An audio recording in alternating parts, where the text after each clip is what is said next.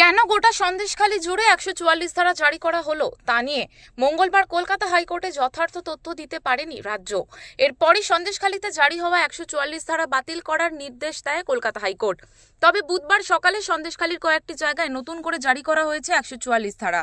মঙ্গলবার রাত 12টা থেকে সন্দেশখালীর 7টি পঞ্চায়েতের 19টি জায়গায় নতুন করে 144 ধারা জারি করা হয়েছে, যার মধ্যে সন্দেশখালী গ্রাম পঞ্চায়েতের সন্দেশখালী ঘাট, খুলনা ঘাট, বোলাখালী ঘাট, ত্রিমণি বাজার, পাত্রপাড়া রয়েছে। আন্দোলন মূলত শুরু হয়েছিল এই পাত্রপাড়া থেকে।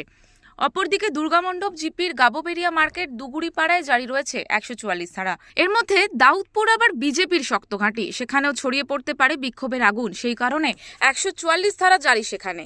এছাড়াও ধামাখালী ঘাট, হালদারপাড়া, পিঁপড়েখালী ঘাট সহ আরও একাধিক জায়গায় নতুন করে জারি হলো 144 ধারা। অর্থাৎ সন্দেশখালীর 2 নম্বর ব্লকের মোট 19টি জায়গায় নতুন করে জারি হলো 144 ধারা।